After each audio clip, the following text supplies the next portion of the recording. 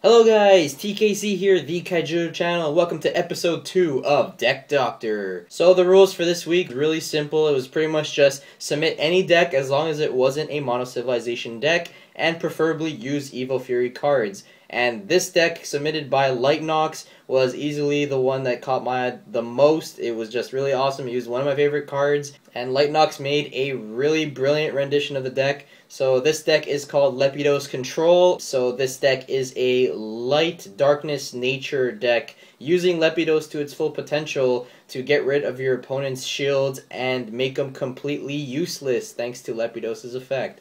So let's get straight to the deck profile that he sent me, and I'm going to show off some of the fixes that I made to the deck. Just very small fixes that might make this deck very awesome for you in testing. Alright, let's get straight to the deck.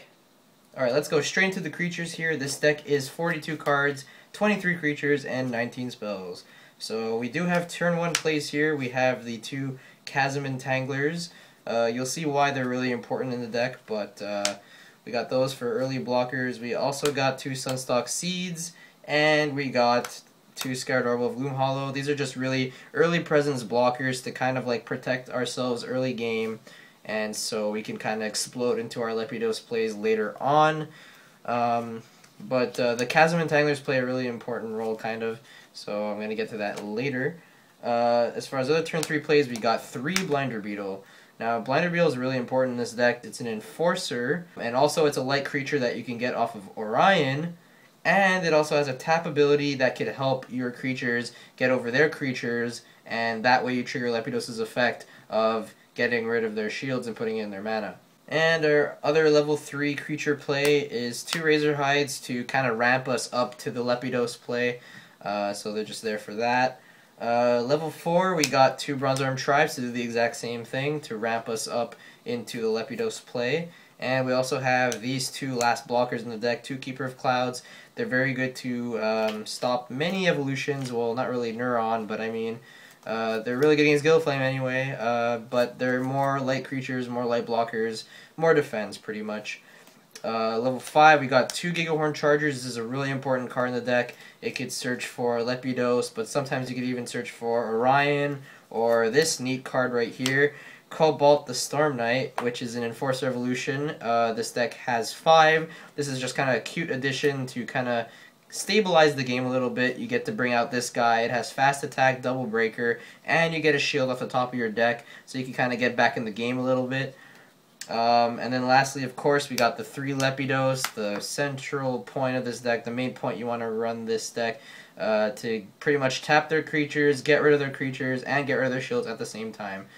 And lastly, we have 2 Orion, to kind of complement the Lepidos. You can simply just, you know, put the Orion right after the Lepidos, which doesn't happen too often, but if you get that to work, you're looking really good. You tap most of their creatures, you get rid of most of their shields, and then, you know, they're kind of stuck with having to get rid of this or get rid of this.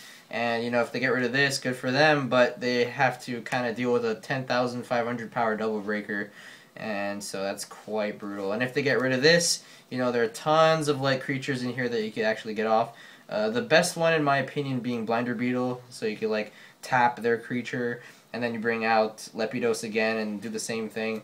Alright, so that's it for creatures. Now we're going to go on to the spells. So we got 2 Specter Claw here, just some more early game presence, just kind of get rid of their options in their hand. I guess that's always not a bad idea.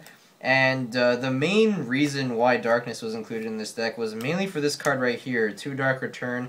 This is very reminiscent of my Volley Trigger deck. Like, we always needed a way to be sure that we have our main creature, you know, somewhat available no matter what. Now, the problem with this deck is that we do not have an option to get cards from mana, which is really important because, you know, Lepidos could get sent to mana, you could have too many Lepidos and you're forced to put it in mana, and so without that kind of way to get it from your mana, it's kind of hard to play this deck. But we at least still need to have the Dark Returns in case they discard it, or Terror Pit it, or whatever, so we have a way to get back the Lepidos.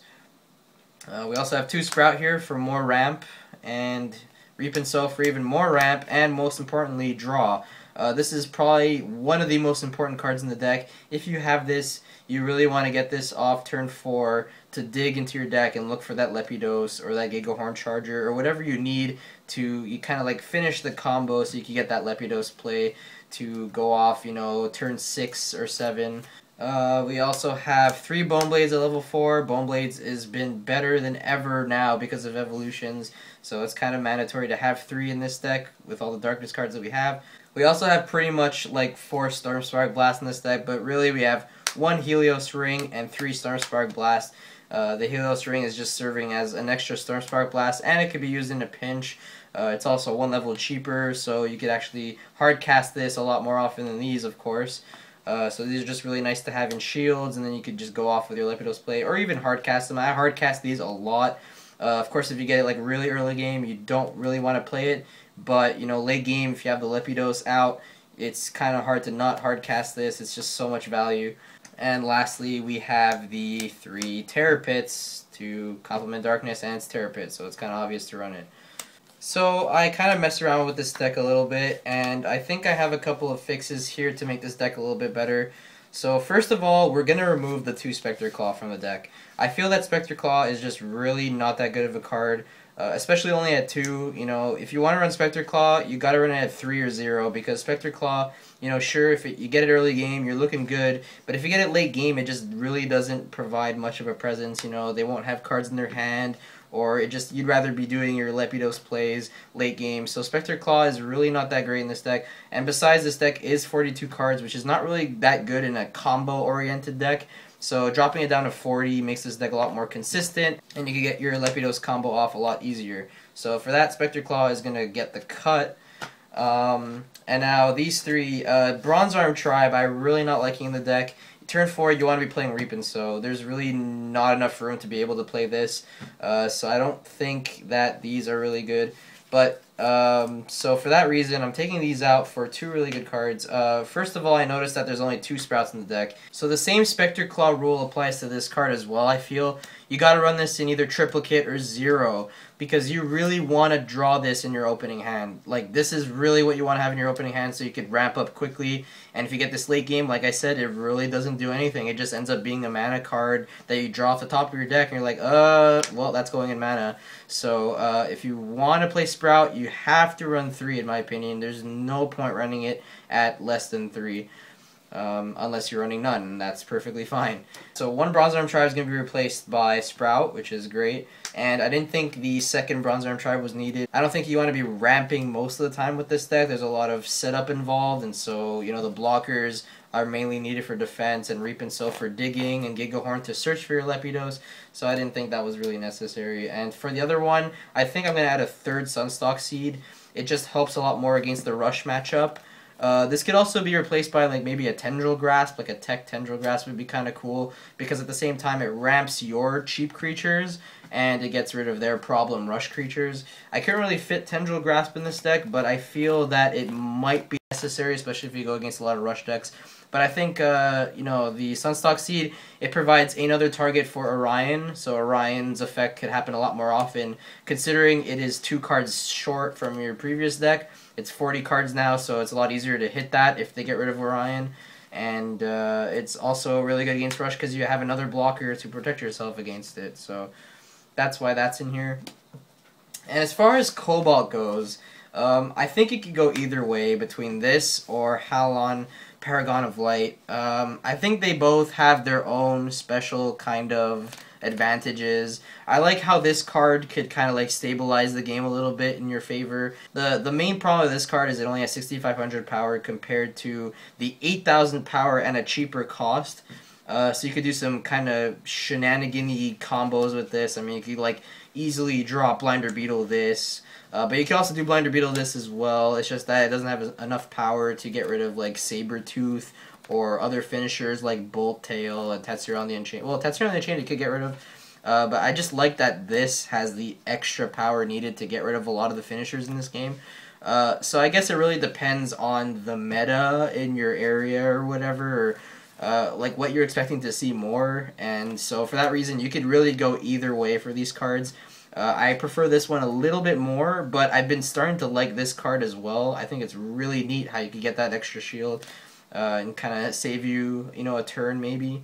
So yeah, either way, these cards are really great. You just gotta choose one to play depending on what your preference is. So Light Nox, congratulations for making it on this week's episode. If you would like some code cards, hit me up. But I think you actually play the online game quite a bit, and you probably already have everything unlocked. But anyways, you're getting a shout out now, Light Nox. Good job. It's pretty funny because I was actually testing this kind of deck last week. Right when Evil Fury came out and I got the Lepidos playset, I went straight into testing it, and I had some average results. And your deck actually gave me some neat ideas to actually make the deck quite a bit better. So props to you. Now, there are a lot of other submissions as well. I believe there are about 10 or more other entries, and they're all pretty awesome as well. So I'm going to leave a link in the description with all the other deck lists that were submitted by everyone. So everyone, good job on your decks. Very cool stuff. So let's get straight into next week's challenge. So for episode 3, we're going to do something pretty cool. We're going to go for the first Mono Civilization deck challenge. So we're not going to be doing the civilizations in order. So Light is not going to be the first mono deck, and that is because Sparkblade Protector is not given out to people yet. And so I feel that with Sparkblade Protector in the deck, it could actually give the deck quite a big boost that it really needs. And so for that, we're going to save it for 2 weeks from now when people can actually get their Sparkblade Protector cards, and then I'll ask you to make a deck using Sparkblade Protector in a mono light deck. So the first Mono Civilization deck challenge is going to be Darkness. That's right, rules are simple. Make a mono darkness deck that doesn't necessarily have to use the squeaky cards. I just want to show off the squeaky cards because they're the signature darkness card of Kaijudo.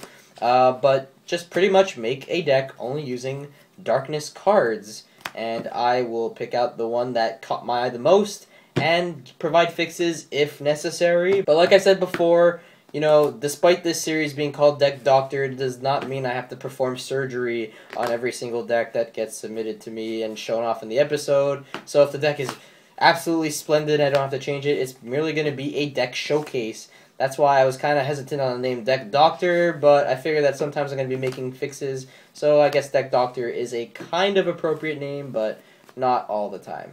Alright guys, have fun making your Mono Darkness deck. You have until Friday at 11:59 p.m. Eastern Time to submit your decks to the Kaijudo channel. PM me on YouTube with preferably Deck Doctor in the subject like last time. And I can't wait to see what decks you show off. Alright guys, TKC, sign off. Hope you have a nice day. Alright guys, see you later.